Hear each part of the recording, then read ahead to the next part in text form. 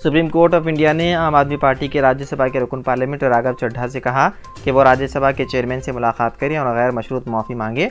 अदालत उज़्मा ने कहा कि आप चेयरमैन से मिलें और गैर मशरूत माफ़ी मांगें, जिस पर चेयरमैन इस बुनियाद पर गौर कर सकते हैं कि वो एक नौजवान रुकन है। इसी तरह मुअत्तली को ख़त्म करने का कोई रास्ता निकल सकता है।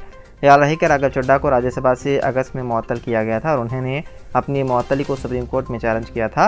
उन पर इल्ज़ाम है कि उन्होंने अपने 5 साथी अरकान असेंबली के नामों पर उनकी रजामंदी के बगैर दस्तखत किए थे।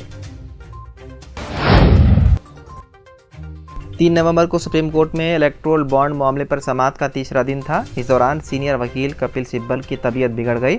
जब उनकी तबीयत नासाज होने की खबर चीफ जस्टिस डी.वाई. चंद्रचूड़ और सॉलिसिटर जनरल तुषार मेहता को मिली तो उन्होंने सभी काम छोड़कर पहले सिब्बल की खैरियत दरियाफ्त की और केस की समाअत में उनकी भी मदद की। तुषार मेहता ने कपिल सिब्बल से उनके चैम्बर में बैठकर वर्चुअल समाअत में शामिल होने की पेशकश की। इस पर चीफ जस्टिस डी.वाई. चंद्रचूड़ ने कहा कि कपिल सिब्बल चाहें तो सुप्रीम कोर्ट के कॉन्फ्रेंस रूम में भी बैठ सकते हैं और वहां से वीडियो लिंक के जरिए समाअत से जुड़ सकते हैं।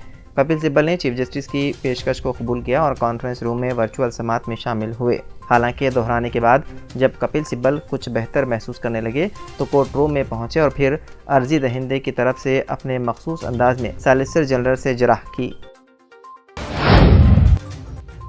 ज्ञानवापी मस्जिद तनाज़े मामले में इलाहाबाद हाई कोर्ट के हुक्म को चैलेंज करने वाली मुस्लिम फरीक की दरख्वास्त कर दी गई मुस्तरद। सुप्रीम कोर्ट ने जुमे को अंजुमन इंतजामिया मस्जिद कमेटी की उस दरख्वास्त को मुस्तरद कर दिया जिसमें इलाहाबाद हाई कोर्ट के चीफ जस्टिस के ज्ञानवापी केस को साल 2021 से सुनने वाली सिंगल जज बेंच से वापस लेने की इंतजामी फैसले को चैलेंज किया था। सिंगल जज बेंच वाराणसी में ज्ञानवापी मस्जिद के मकाम पर मंदिर की बहाली के लिए दायर मुकदमे की बरकरारी को चैलेंज करने वाली दरख्वास्त की समाअत कर रही थी। वाराणसी की अदालत ने 2 नवंबर को आर्कियोलॉजी सर्वे ऑफ इंडिया को 17 नवंबर तक तौसीह दी, जब एएसआई ने कहा कि उसने ज्ञानवापी मस्जिद कॉम्प्लेक्स का सर्वे मुकम्मल कर लिया है, लेकिन रिपोर्ट का मुसवदा तैयार करने के लिए मजीद वक्त दरकार है। एएसआई को 6 नवंबर तक सर्वे रिपोर्ट पेश करनी थी। उत्तर प्रदेश के बागपत में शरपसंद अफराद के जरिए माहौल ख़राब करने की कोशिश हो रही है। रिपोर्ट के मुताबिक बागपत के कोतवाली इलाके में वाक़े सरवरपुर कला गांव में कुछ शरपसंद अनासिर ने गांव की बड़ी मस्जिद के सदर दरवाजे समेत दीवारों पर कई जगह जय श्री राम लिख दिया। जुमे की सुबह जब मुस्लिम तबके के लोगों ने ये देखा तो हैरान रह गए। जब इसकी खबर पुलिस को मिली तो वो फ़ौरन पहुंची और जिन मकामात पर जय श्री राम लिखा हुआ था वहां पुताई कर दी गई। माहौल ख़राब करने की शरपसंदों की इस कोशिश को देखते हुए पुलिस अफसरान अलर्ट हो गए। महाराष्ट्र के महाड़ MIDC में जुमे को एक दवासाज फैक्ट्री में धमाके के बाद लगने वाली ज़बरदस्त आग में कम से कम 5 अफराद जख्मी और 10 दीगर फंसे हुए हैं।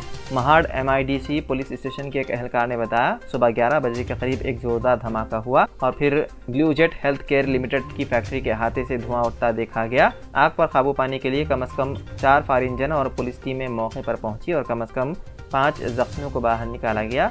मजीद 10 लोगों के अब भी जलते हुए कॉम्प्लेक्स में फंसे होने का खदशा है। लेबनान की हिजबुल्लाह और फ़लस्तीन की मज़ाहमती तंजीम अल-क़साम ब्रिगेड ने मुश्तरका तौर पर इसराइल के खिलाफ कार्रवाइयाँ तेज़ कर दी हैं। हिजबुल्लाह का कहना है कि मुश्तरका हमलों में 19 इसराइली ठिकानों को निशाना बनाया गया। दोपहर 3:30 बजे सरहद के साथ मिलिट्री पोजीशनों पर बेवक्त हमले किए गए। ग्रुप का कहना है कि उसने इसराइली पोजीशनों को गाइडेड मिसाइलों, तोपखाने की गोलाबारी और दीगर हथियारों से निशाना बनाया। हिजबुल्लाह के सरबराह नसरुल्लाह की कल की इंतहाई अहम मुतवक्के तकरीर से पहले सरहद पर महाज गर्म हो गया है। लेबनान से हमले इसराइली फौजी ठिकानों और मुल्क के शुमाल में एक कस्बे को निशाना बनाया जा रहा है। इसराइल की गाज़ा पर जारियत के नतीजे में मशरिक़ वस्ता पर बड़ी जंग के साए मंडला रहे हैं। हिजबुल्लाह ने इसराइल को जंगबंदी के लिए जुमे तक का अल्टीमेटम दिया है। हिजबुल्लाह के सरबराह हसन नसरुल्लाह का कहना है कि सीज़ फायर ना हुआ तो जंग में बराह रास्त शामिल हो जाएंगे।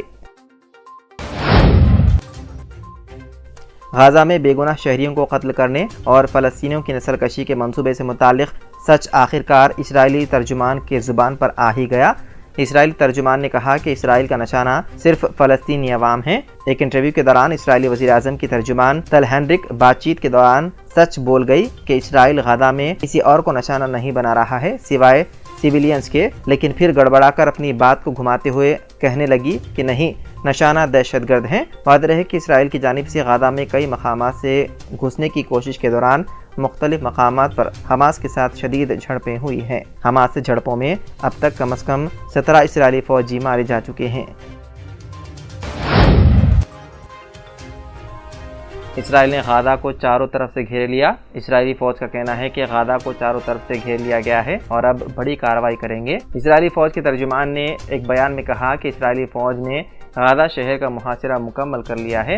ہمارا مقصد حماس کی تحریک کو ختم کرنا ہے۔ وہیں دوسری جانب حماس کے عسکری ونگ القصام بریگیڈ نے غزہ اسرائیل کے لیے جہنم ثابت ہوگا۔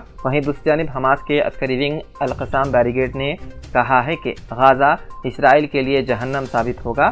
اسرائیل کے مزید فوجی سیاہ تھیلیوں میں واپس جائیں گے۔ کینیڈا کے وزیر اعظم جسٹن ٹروڈو نے کہا ہے کہ اسرائیل کے حق دفاع کو تسلیم کرتے ہیں لیکن فلسطینیوں کا قتل عام قابل قبول نہیں۔ رپورٹ کے مطابق کینیڈی وزیر اعظم جسٹن ٹروڈو نے انسانی ہمدردی کی بنیاد پر غزہ میں جنگ بندی کا مطالبہ کرتے ہوئے کہا کہ عام شہریوں اور خاص طور پر بچوں پر جنگ کے تباہ کن اثرات پر گہری تشویش ہے۔ جسٹن ٹروڈو نے حماس پر بھی زور دیا ہے کہ وہ اسرائیلی یرغمالیوں کو فوری اور غیر مشروط طور پر رہا کرے۔ جنگ بندی کے راہ ہموار کرنے کے لیے فریقین کی جانب سے مثبت قدم اٹھانے کی ضرورت ہے۔ ایرانی وزیر خارجہ کی اسماعیل ہنیہ سے ٹیلی فونک بات چیت۔ ایرانی وزیر خارجہ حسین امیر عبداللہیان اور حماس کے سیاسی بیورو کے سربراہ اسماعیل ہنیہ نے فلسطین کی تازہ ترین پیش رفت پر تبادلہ خیال کیا۔ اسماعیل ہنیہ کے ساتھ اپنی بات چیت کے بارے میں عبداللہیان نے کہا کہ ہم نے فلسطین میں غزہ کی پٹی اور مغربی کنارے کی تازہ ترین پیش رفت پر تبادلہ خیال کیا۔